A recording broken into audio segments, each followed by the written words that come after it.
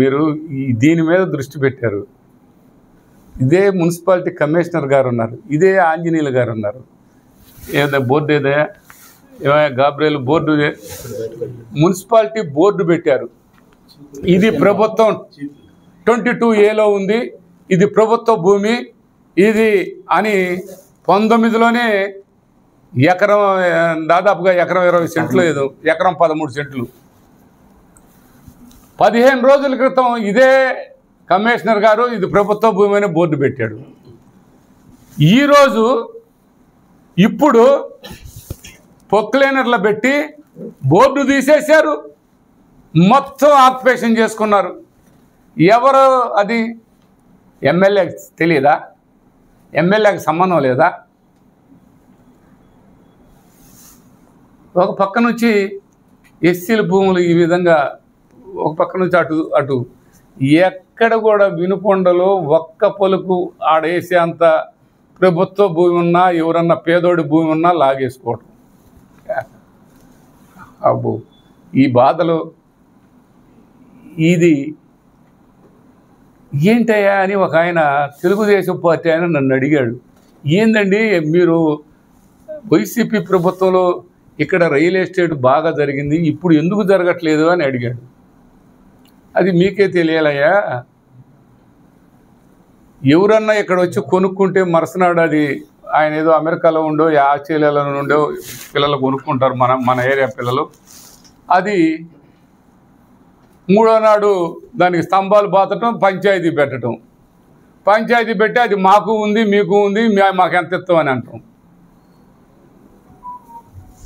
ఎక్కడైనా అవకాశం ఉండి ప్రభుత్వ భూములు కొద్దిగా ఉంటే అది లాగేసుకుంటున్నారు. ఈడ పేదవాళ్ళ భూములకి రక్షణ లేదు, గవర్నమెంట్ భూములకి రక్షణ లేదు. ఎక్కడున్న భూములైనా వాళ్ళకి వాటాలు ఇవ్వాలి, అవి లాగేసుకుంటున్నారు. అందుకని ఈడ కొనుక్కుంటే మన ఆస్తులకు కానీ మనకు కానీ సేఫ్టీ లేదనే ఉద్దేశంగా ఇక్కడ ఎవరు కొనుక్కోవట్లేదయ్యా. ఎవరైనా డబ్బులు పెట్టి కొనుక్కున్నా వాళ్ళ మీద కోర్టులో వేపించడం, వాళ్ళని హింస పెట్టేయటం, ఇలాంటి పరిస్థితి ఉన్నప్పుడు రియల్ ఎస్టేట్ ఎక్కడ జరిగిద్దయ్యా? అది మీరే కదా, మీ ప్రభుత్వమే కదా, మీ ప్రభుత్వంలో మీరు ఎక్కడున్నా లాగేసుకునే పనిలో ఉన్నారు కదా, మరి ఎలా జరిగిద్దయ్యా అని చెప్తున్నా. ఇది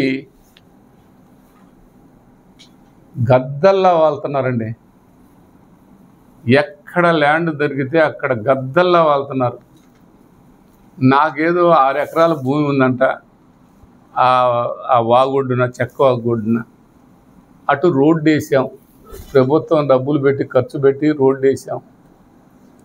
నేనేదో అటు పోతానని ఆ రోడ్డు మీద కొండెత్తున మున్సిపాలిటీ చెత్త అంతా వేయించారు. మళ్ళా ఏమన్నా చెత్త ఎక్కిపోతారేమోనని మళ్ళీ గాడి తీశారు. అయ్యా బ్రహ్మనాయుడికి 6 ఎకరాలు, బ్రహ్మనాయుడు ఒక్కడదే కాదు బోడంత మంది ఉంది. నా దాని వరకు కాలువ దవ్విచ్చు, ఇటు నేను పోకుండా తత్తిమ వాళ్ళందరి దానికన్నా పోనీయండి, అది లేదు. ఎక్కడుంటే అక్కడ మీ పొలంలో ఆస్తులు అంటారు. మనం ఒక మాట అంటే వాళ్ళు ఒక మాట అంటారు. మేము చేపలంటే మీరు కప్పలు అంటారు. మేము అక్రమ గేదెలు అంటే నువ్వే. ఇలా ఎవరు మాట్లాడతారు? ఇలా ఎవరు మాట్లాడతారండి? కమిషన్ తీసుకుంటున్నారంటే మీరు తీసుకున్నారంట, పొలం తీసుకున్నారంటే బ్రహ్మనాయుడు పొలం అంటారు.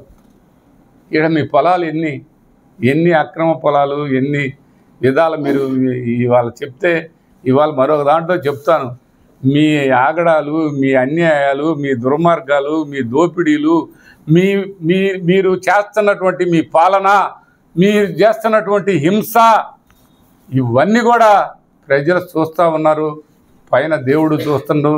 ఇది ఎక్కడికి ఎంత దూరం వెళ్తుందో ఒక్కసారి ఆలోచించండి అని మరొకసారి ఈ సందర్భంగా తెలియపరుస్తున్నాను.